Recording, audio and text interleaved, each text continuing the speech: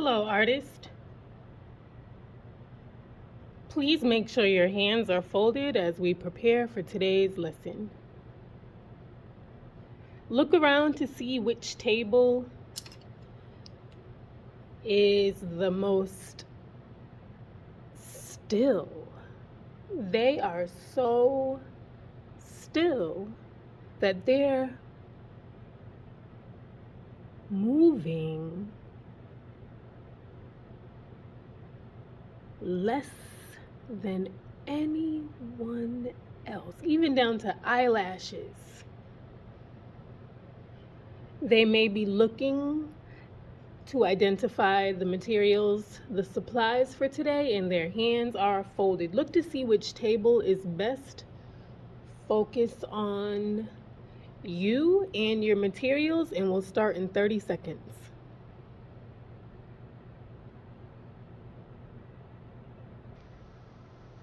All right, smartest artist, glad you could join for another day in art. For supplies, I have a cold pressed piece of paper and a warm pressed piece of paper. I also have some colored pencils. I'm going to start out with the cold pressed piece of copy paper, actually, because it's nice and smooth. And to make leaves look realistic, I'll need white for highlights or to lock in my color to make everything look shiny. A couple of greens and a yellow. An orange and a brown and a black for shading, and the white for highlighting, and to seal in all the color.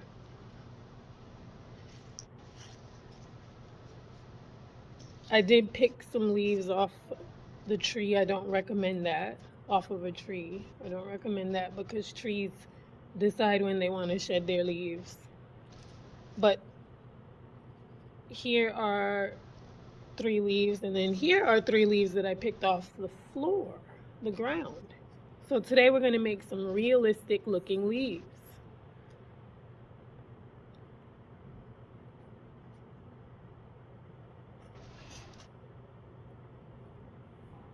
Can you see the information? These ones, you probably eat them if they're healthy. A tree would probably like that if you got nutrition from it. But we're making a really good lesson and we're appreciating nature. Please make sure all of your colored pencils are organized. Make sure that if you're starting out with pencil that you have an eraser. And to get started, all you have to do is think of the basic shape of the leaves that you want to make. And if you're lucky enough and have been trusted with scissors, you might even be able to cut them out at the end.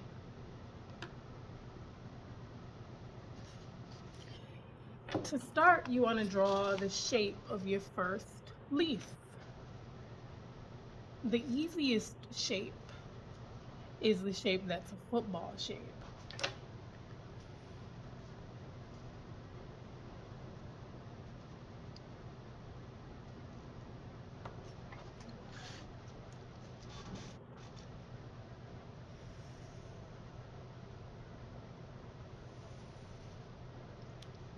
And then a strong, sturdy stem there.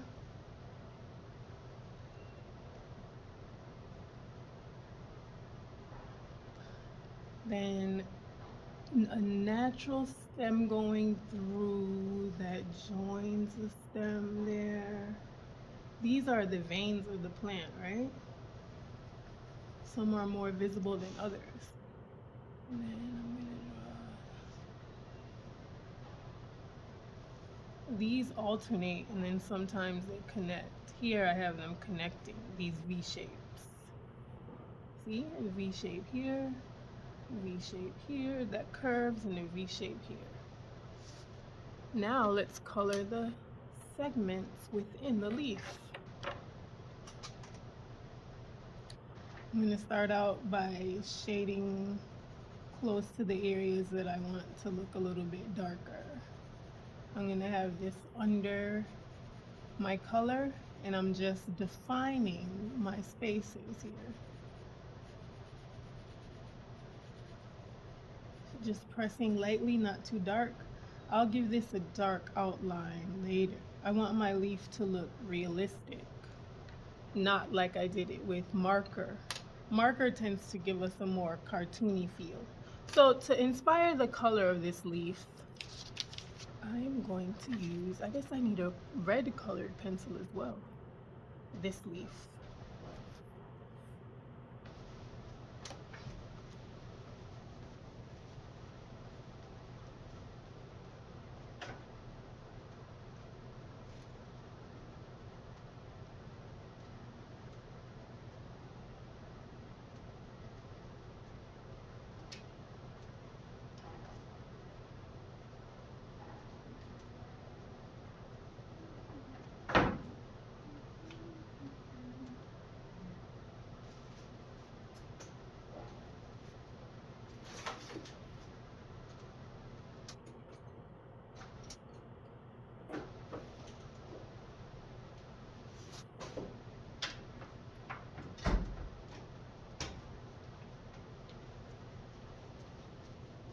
Red and brown are going to go together very well.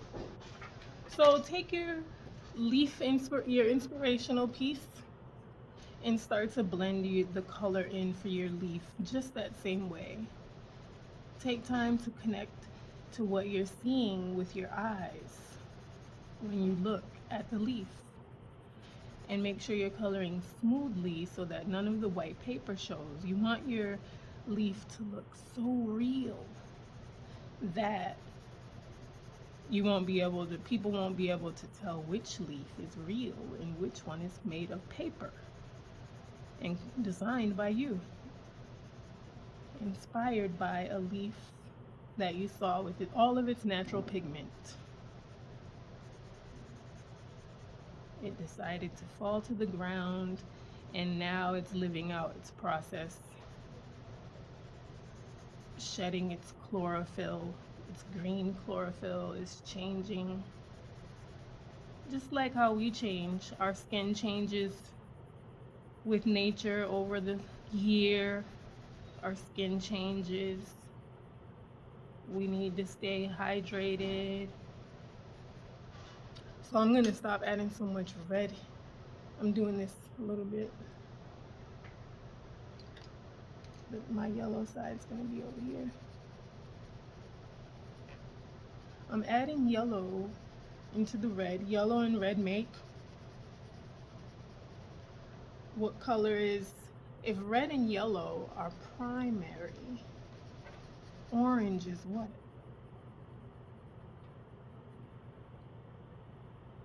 Secondary. Secondary colors second. Primary colors first. Primary school, primary colors, primary come first. Red and yellow are primary. Orange is secondary. I don't even need to use orange. I already made orange. I'm going to add some brown.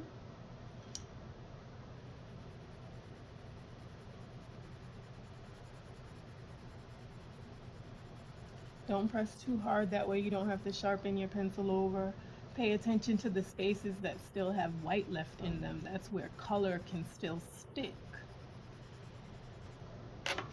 You can blow so that you don't have to wipe to smear your work. The colored pencil dust that's there, I'm going to just blow it off. My paper isn't absorbing much more of the brown. That's why I'm glad I left this space like here so I could give it a deep brown here.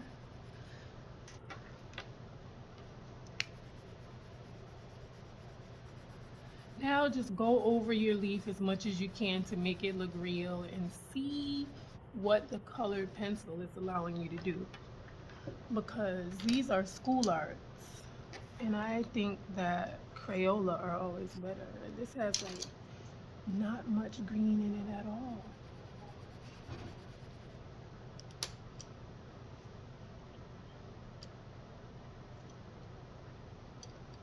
is a Crayola orange.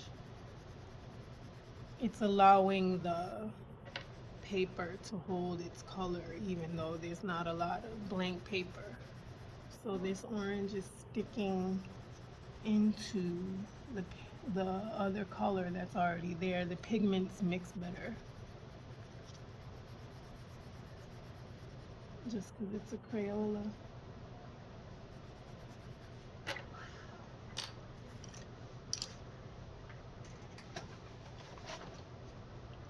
There's some crayon colored pencils here. It's a brown crayon.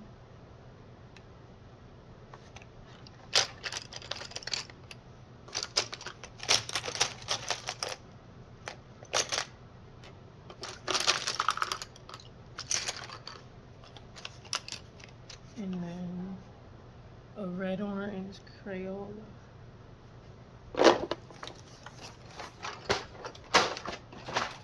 Watch this, just this red orange Crayola alone. See how the color's showing up? The color is allowing itself to stick to the color and blend with the color that's already there. Isn't that cool? Don't lose sight of your inspirational piece. I colored outside the line. That means I'm going to want to use scissors or make sure I reshape the leaf up there. Yep, now I'm just going to focus on my brown and finish up. This is a prang brown, so it's actually working a little bit better. It's sticking to the pigment that's already there, working with the other color pencil. It's a better mitigator. More diplomatic. So, all right, this side, I think, do you see where I need to add black?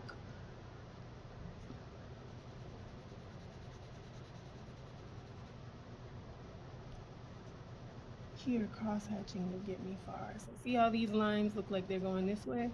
Now I'm going to make some this way, coloring this way now. I'm going to like crossing over with my... These would be brush strokes if we had a paintbrush, but we don't. So it's just the strokes with our colored pencil.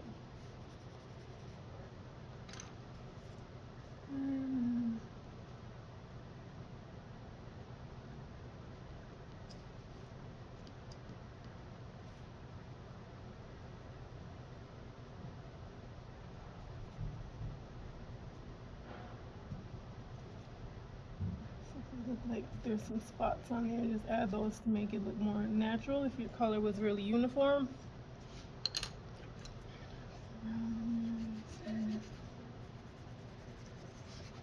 And don't forget to color your stem as well with its natural color. And then you can move to your next leaf.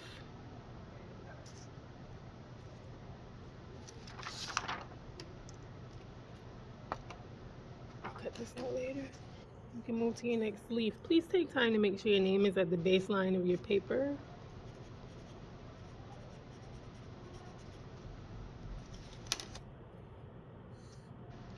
This is where the white can do some sealing, but I'm going to make sure that I get a Crayola white. Everyone, please take a minute to make sure your colored pencils are nice and neat and in some sort of order of the color spectrum or the order you're using.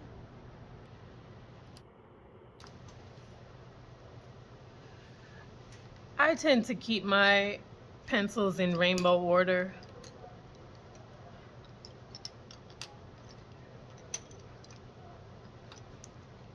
You might see them get rearranged today in the order that I'm using them versus rainbow order of any kind with the tones and neutrals in there. I'm going to move on to a green leaf. This green leaf has lots of yellow in it.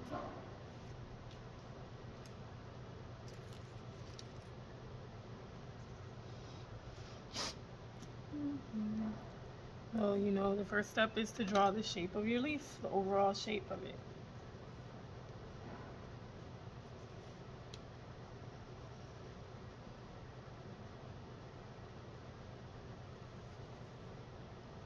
The bigger your leaf is, the more space you'll have to draw. If you use pencil, you'll be able to erase.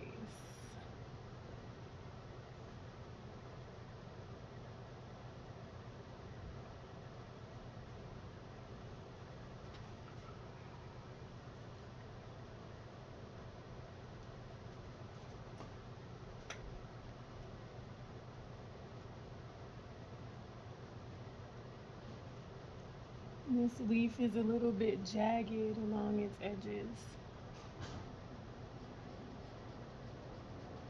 So I'm just remembering that texture as I move into coloring this very small leaf.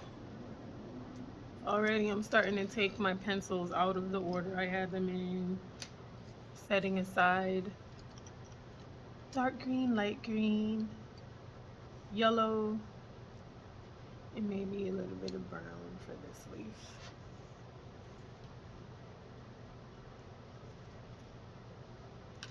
Oh, looks like I can start with, actually, yeah.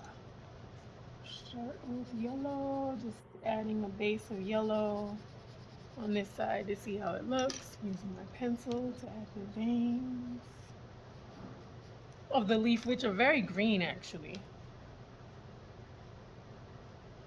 They look a little bit gray, but they're more green. These veins look like they converge.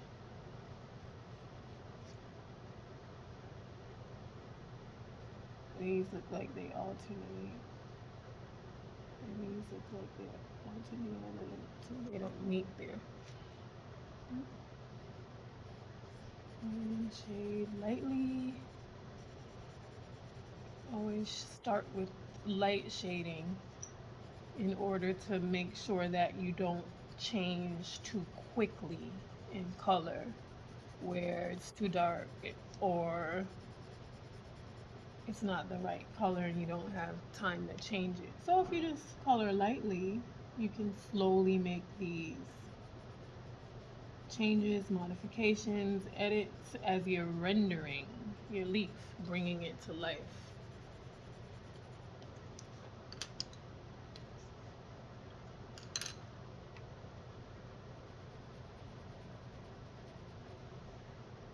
When you start to color dark, it creates a shine, like a coating over the paper. And that's what makes it hard for any other pigment to get through. Make sure you're looking at the leaf, constantly checking to make sure your rendering of it looks realistic.